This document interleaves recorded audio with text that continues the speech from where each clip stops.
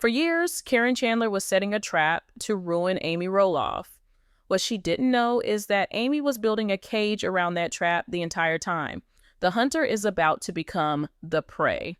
The scandal that is about to rock the little people, big world universe to its very core is not what it seems.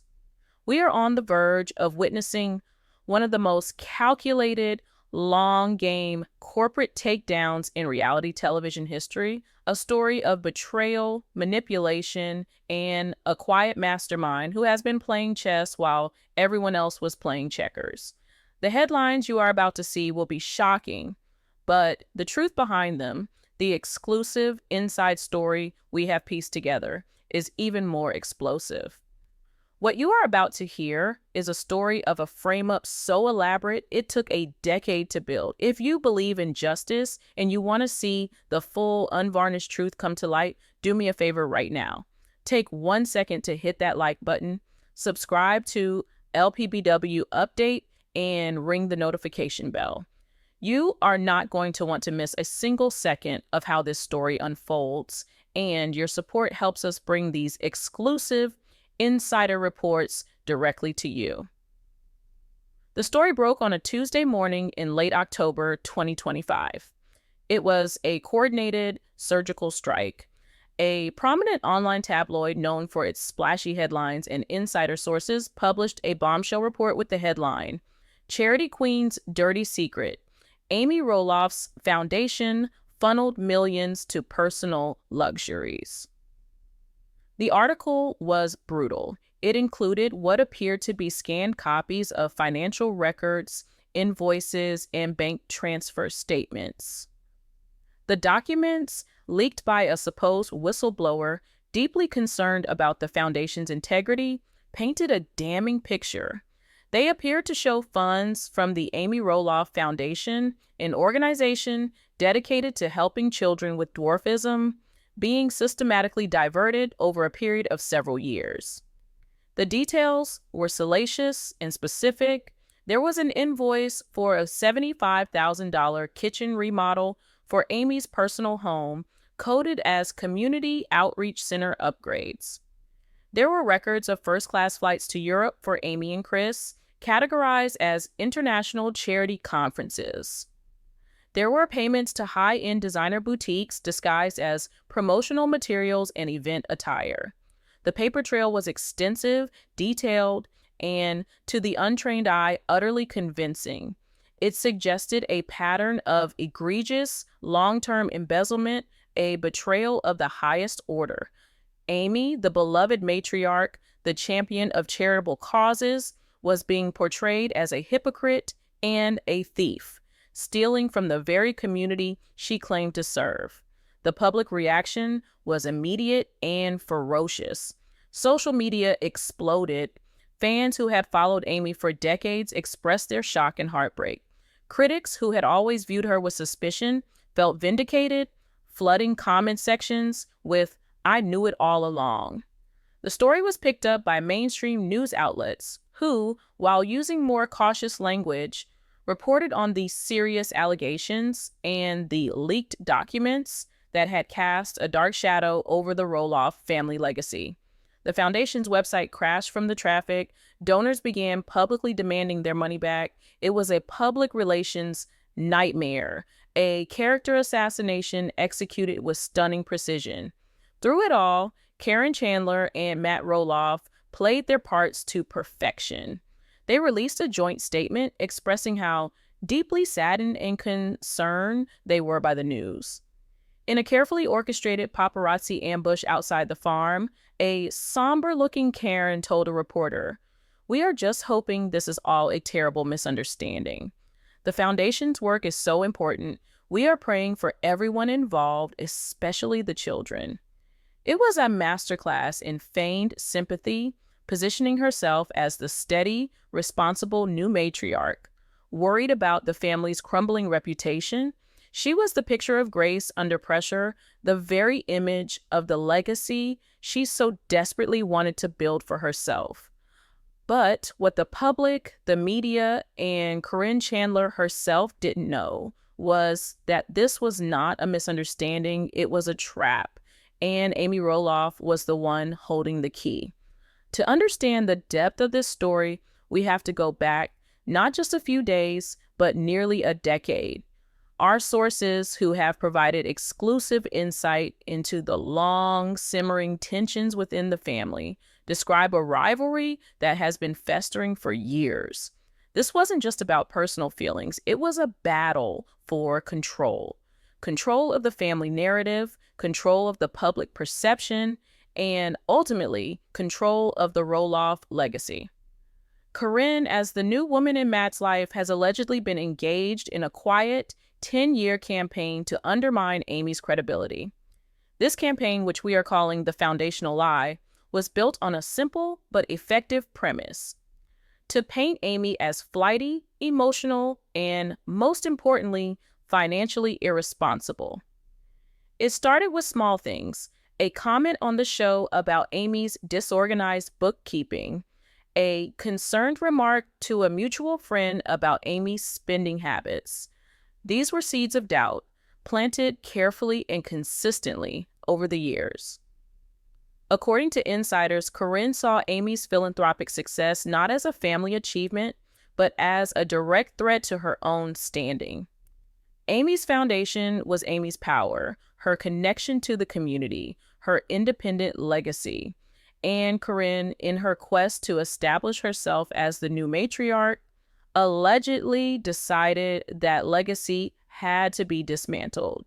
The foundational lie evolved from whispered rumors to a concrete, diabolical plan. Caryn, who had intricate knowledge of the farms and later the foundation's operations from her time as an employee and partner to Matt, was in a unique position. She knew the vendors, she knew the accounting software, she knew the flow of money. And so the real work began: the meticulous, patient creation of a false paper trail.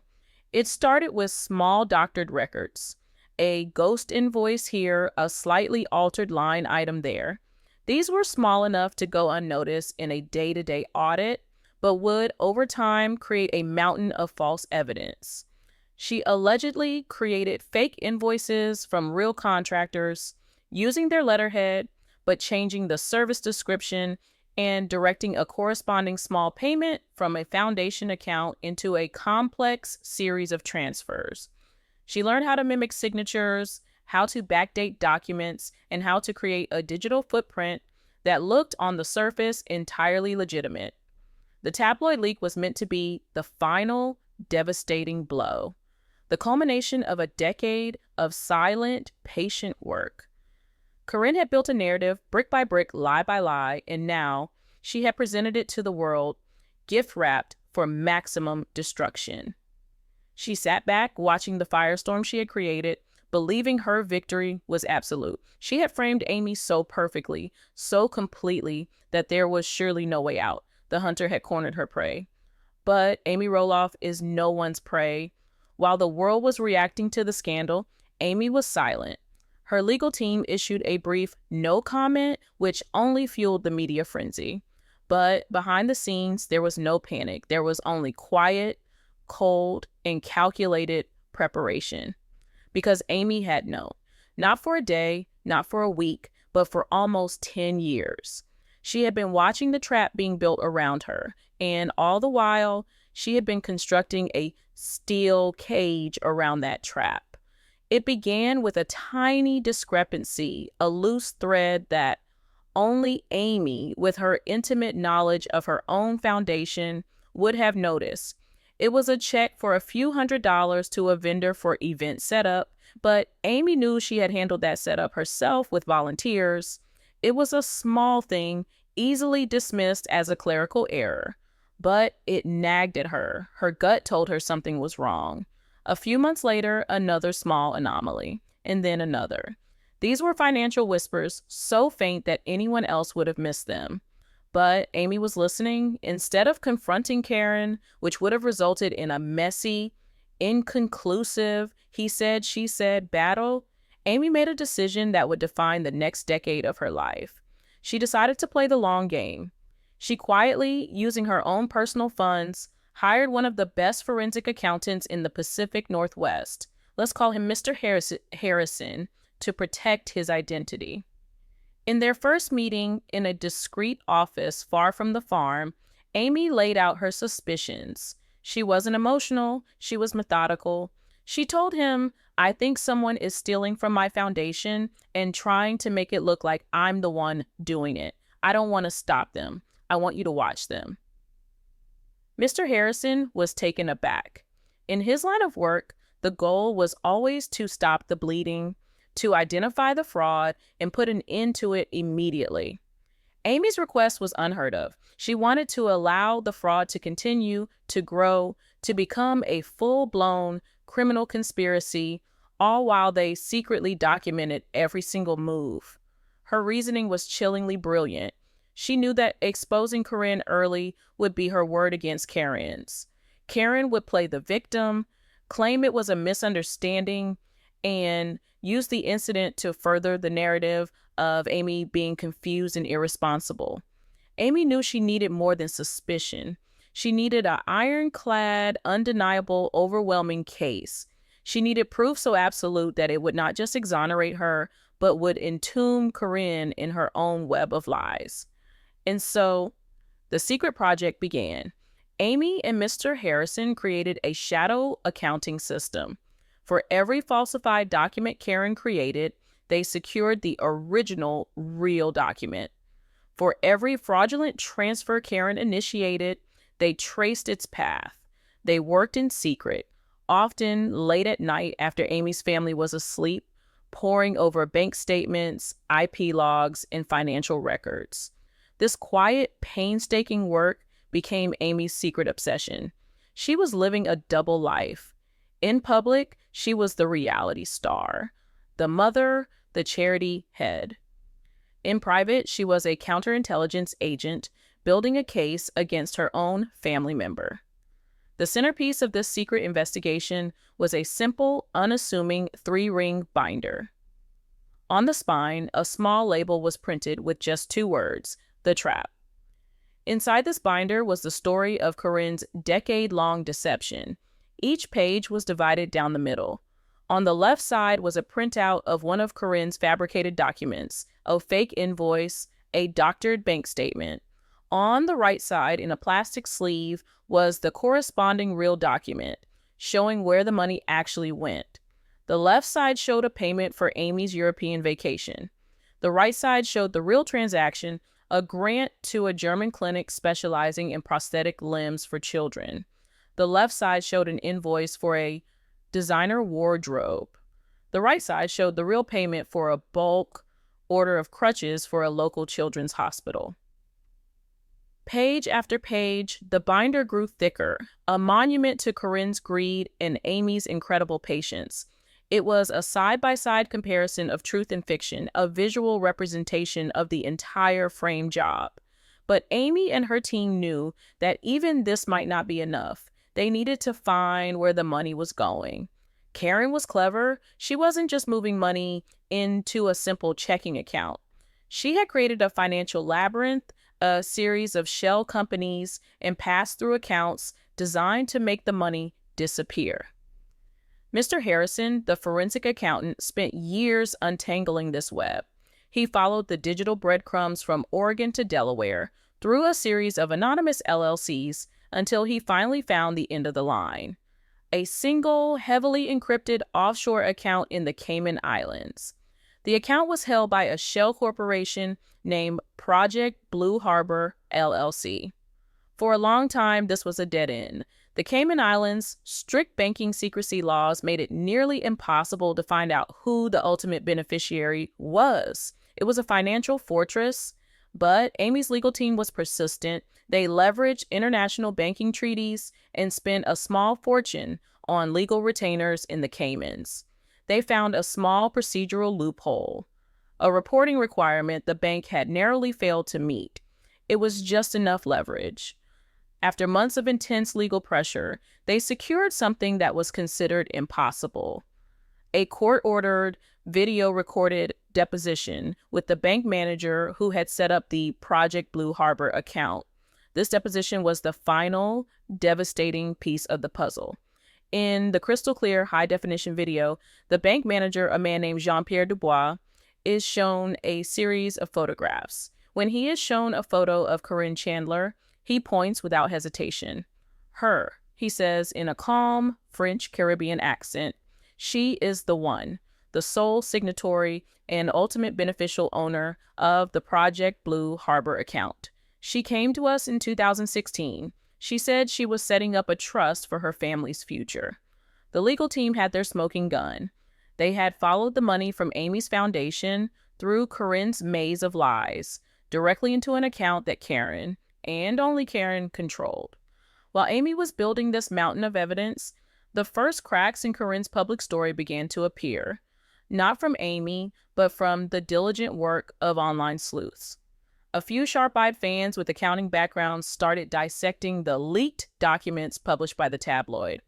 One user on a popular forum noted that an invoice from a Portland-based caterer, dated 2022, used a company logo that the caterer didn't start using until 2024. Another noticed that the metadata on one of the supposedly scanned PDF files indicated it was created with a version of Adobe Acrobat that wasn't released until the month before the leak, despite the document being dated from 3 years prior. These were small inconsistencies, but they were enough to plant a seed of doubt. The perfect story was starting to fray at the edges.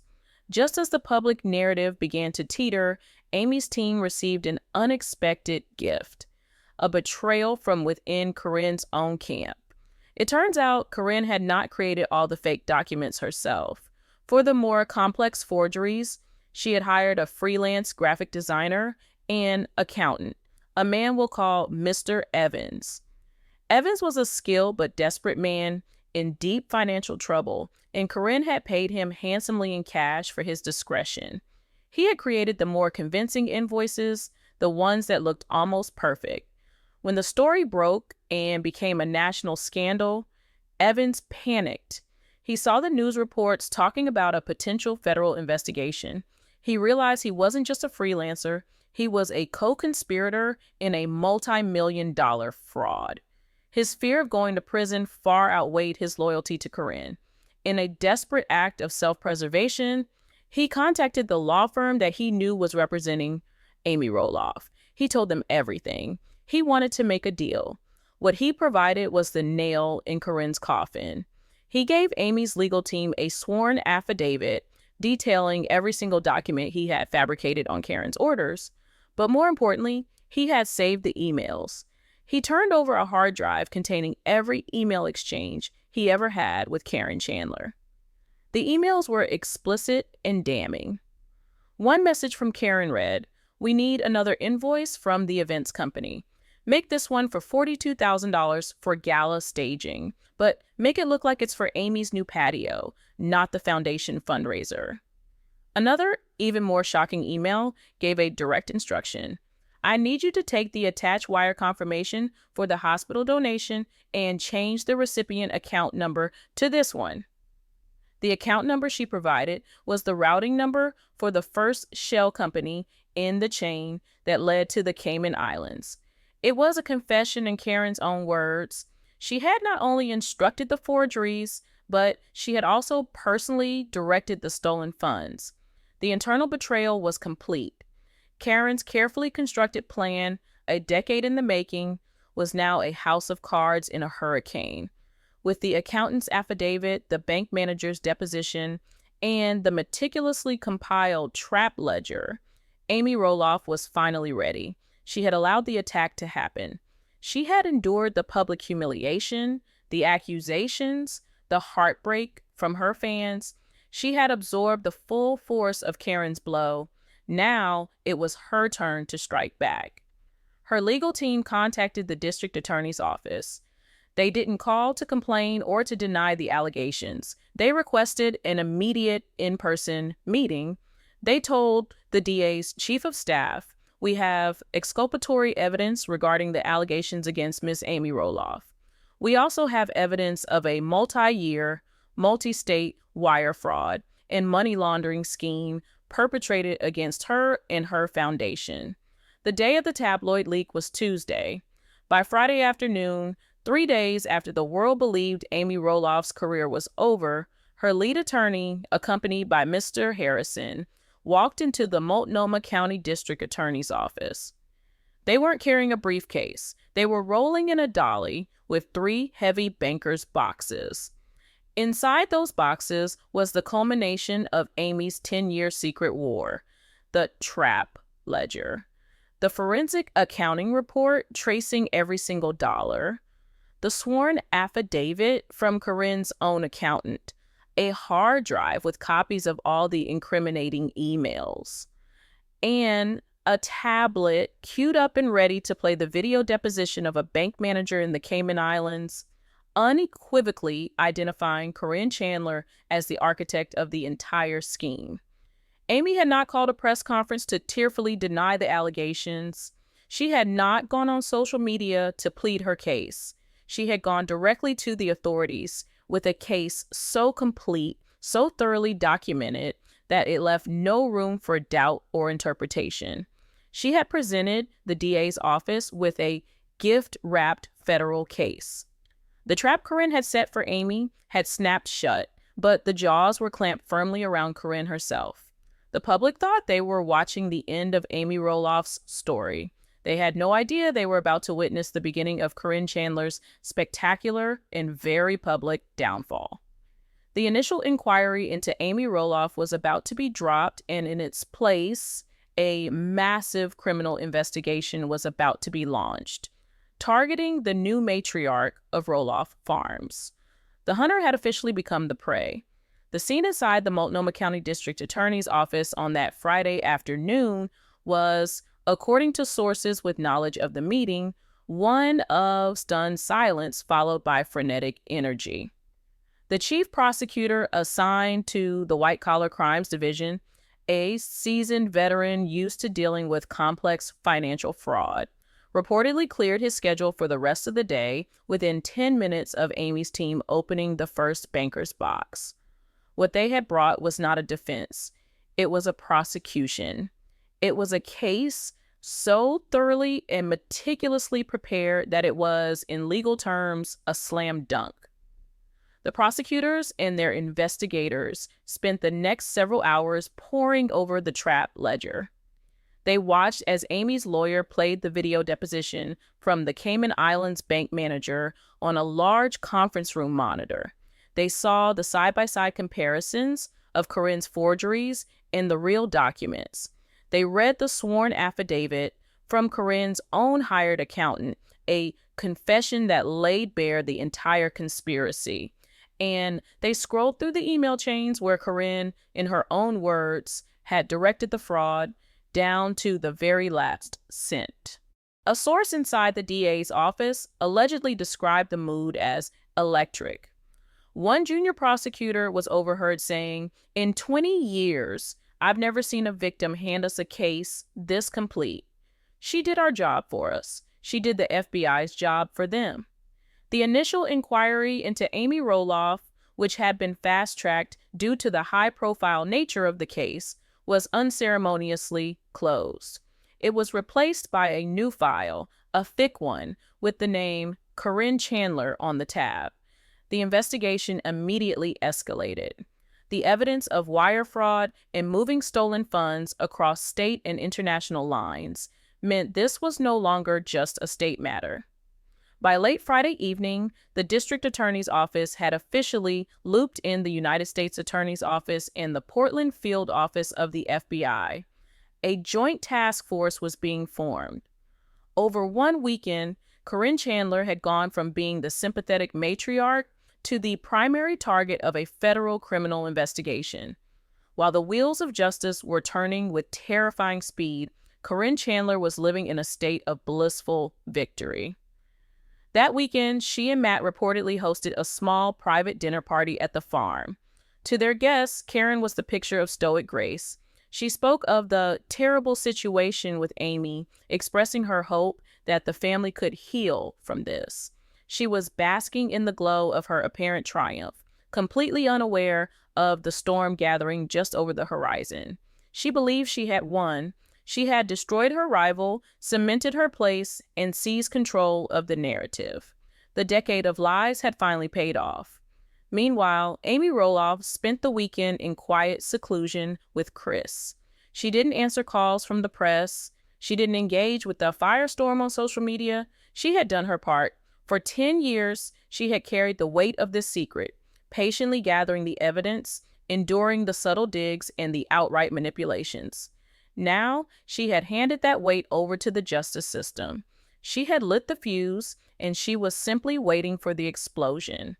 Her silence was not weakness. It was the calm confidence of a general who knows the battle is already won. Monday morning arrived, cold and gray. The media was still camped out near the farm, expecting some development in the Amy Roloff embezzlement story.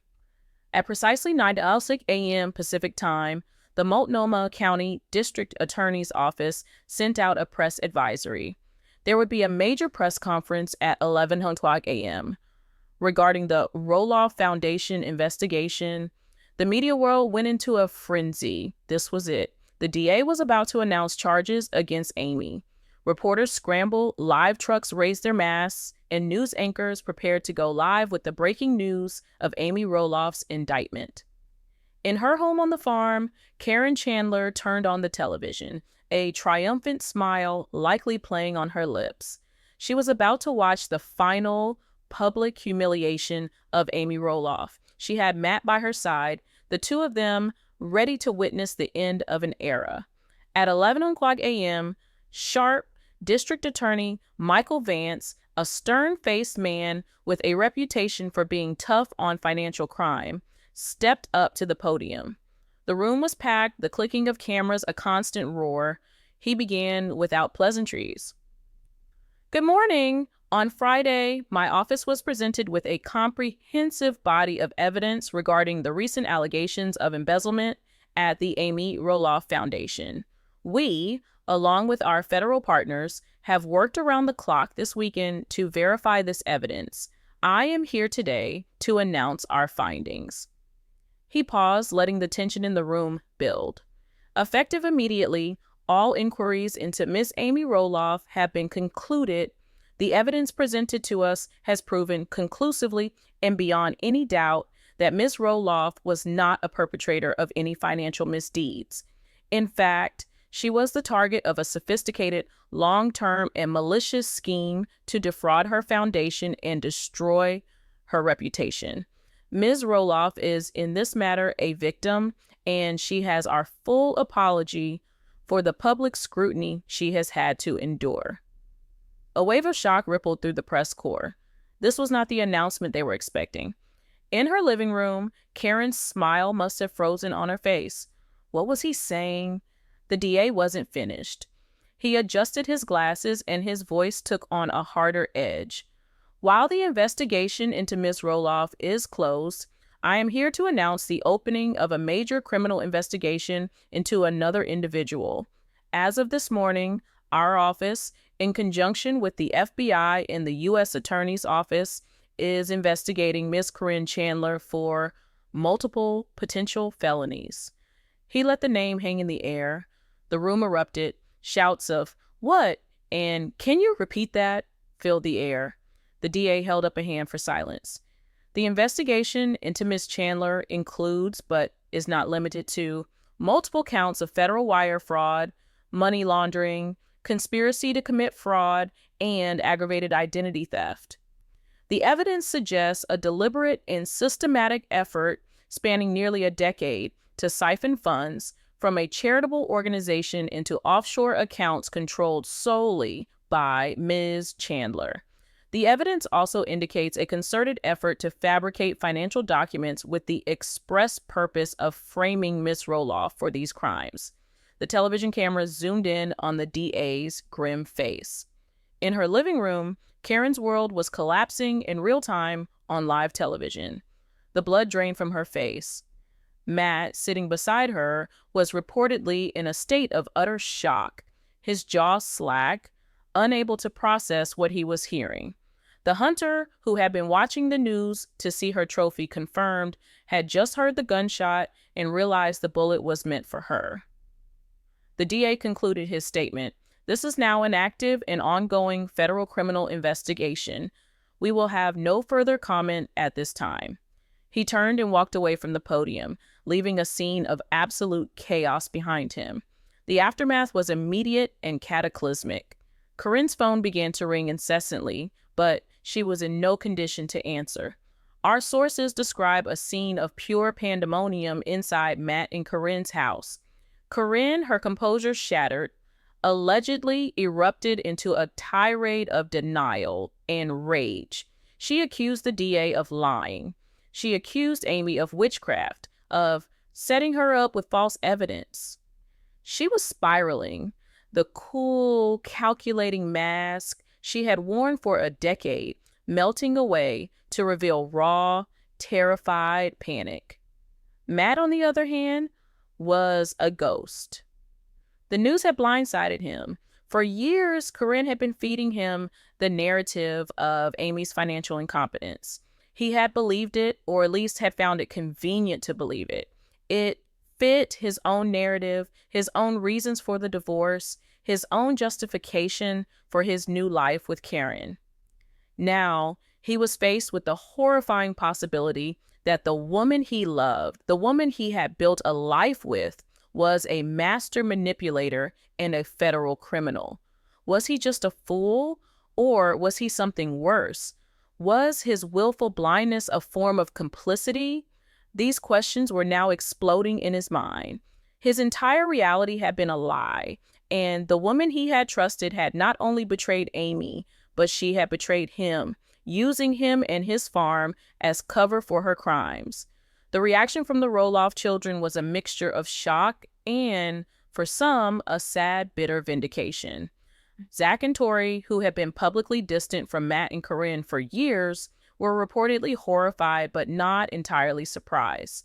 They had long felt that something was amiss at the farm, that Caryn's influence over their father was unhealthy. A source close to the couple said that Zach's first reaction was one of fierce protectiveness for his mother, followed by a deep, sorrowful anger at his father for allowing this to happen. Jeremy and Audrey, who had tried to maintain a more neutral stance, were said to be utterly devastated, caught between their loyalty to their father and the undeniable public evidence of his partner's criminality. The family, already fractured, was now facing an earthquake that threatened to shatter it completely. The public scandal, which had been a firestorm against Amy, reversed course with the force of a tsunami. The hashtag Now Should Justice for Amy exploded worldwide. Social media influencers, celebrities, and news commentators who had spent the previous week condemning Amy were now tripping over themselves to issue apologies and declare their support. The tabloid that had published the original leak was in full-blown panic mode, pulling the article from its website and issuing a pathetic, mealy-mouthed statement about new information coming to light. Their credibility was destroyed, but the story was far from over. The legal gears were now grinding with terrifying efficiency. While the world was still reeling from the DA's press conference, a convoy of black SUVs was making its way down the long driveway of Roloff Farms. At 7:00 a.m. on Tuesday morning, less than 24 hours after the DA's announcement, federal agents from the FBI, wearing jackets with the bold yellow letters on the back, executed a search warrant on the home of Matt Roloff and Caryn Chandler. This was no longer a reality TV drama. This was real. Agents swarmed the property, their faces grim and professional. They were there to collect evidence. They seized computers, laptops, cell phones, external hard drives, and boxes upon boxes of financial records. They were looking for anything and everything related to Caryn's scheme, the original files for the forged documents, hidden bank records, communications with her hired accountant, anything that could further solidify a case that was already airtight. According to an eyewitness, Matt Roloff appeared completely broken as he stood on the porch watching federal agents carry his life out in evidence bags. Caryn was nowhere to be seen, reportedly having locked herself in her bedroom, refusing to speak to anyone. The carefully curated image of the idyllic farm, the happy family playground, was being dismantled piece by piece by the cold, methodical hands of the law. After days of silence, Amy Roloff finally made a public statement. It was not a gloating, "I told you so." It was a model of grace and strength. She posted a simple, elegant message on her foundation's website. It read, "The truth has a way of finding the light. My focus has always been and will always be on the incredible work of this foundation and the children we serve. We are deeply grateful for the outpouring of support and look forward to continuing our mission with integrity and renewed purpose. Thank you." She didn't mention Caryn. She didn't mention the betrayal. She rose above it, cementing her image not as a victim, but as a leader who had weathered an unimaginable storm. The final act of this personal drama, the moment everyone was waiting for, came a few days later. It wasn't a public showdown. It was quiet and far more devastating. According to an extremely well-placed source, Caryn, in a state of desperation and likely against the advice of her newly hired high-priced criminal defense attorney, drove to Amy's house. She needed to see her. She needed to understand how this had happened. She was no longer the confident schemer. She was a cornered animal looking for a way out. Amy let her in. Chris was there, a silent, supportive presence in the background. Caryn, her face pale and drawn, reportedly began to plead, then to accuse. "How could you, Amy? How could you do this? After all these years, to ruin the family like this? You set me up." Amy, who had rehearsed this moment in her mind for a decade, was perfectly calm. She didn't raise her voice. She simply looked at Caryn, a look not of hatred, but of a kind of profound, weary pity. She let Caryn finish her frantic tirade, and then she spoke, her voice level and cold. "Ruin the family? You did that, Caryn. You did that every time you forged a document. You did that every time you moved money that was meant for sick children into your secret account. You did this." Caryn was sputtering, trying to form a denial, but Amy cut her off. "I have the emails, Caryn, all of them. I particularly like the one from August 12th, 2021, the one where you told your accountant, and I quote, 'Make this invoice look like it's for Amy's kitchen, not the farm's.' Do you remember writing that one? Because the FBI has it now. So don't you dare stand in my house and talk to me about ruining the family." The color drained completely from Caryn's face. The mention of a specific email, a direct quote, told her everything she needed to know. Amy didn't just have suspicions, she had everything. The game was over. There was no way to lie, no way to manipulate, no way to spin her way out of this. Amy delivered the final, crushing blow. "You spent 10 years building a trap for me, Caryn. You were so focused on the bait, you never bothered to look around. What you didn't know is that I was building a cage around that trap the entire time. The door was always open for you to walk away, to stop. But you just kept going deeper and deeper inside. And now the door is locked, and you only have yourself to blame." There was nothing left to say. Caryn, utterly defeated, turned and left without another word. The confrontation was over. The mastermind had finally and completely checkmated her opponent. But the story continues to spiral outwards, and now the spotlight is turning towards Matt Roloff. The federal investigation into Caryn has naturally raised questions about his role. Did he know? Could a scheme this large involving farm finances and foundation dealings have gone on for a decade without him noticing? Or did he choose not to notice? Investigators are reportedly scrutinizing Matt's personal and business finances, looking for any evidence of complicity or willful blindness. Was he a co-conspirator, or was he the most pathetic kind of victim, the one who was too proud and too blinded by his new life to see the truth right in front of him? Amy's evidence, sources say, was laser focused on Caryn, a move that some see as a final, quiet act of mercy to the father of her children, an attempt to isolate the cancer and save the rest of the body. But federal investigators don't care about family dynamics. They follow the money. And where the money leads, they will go.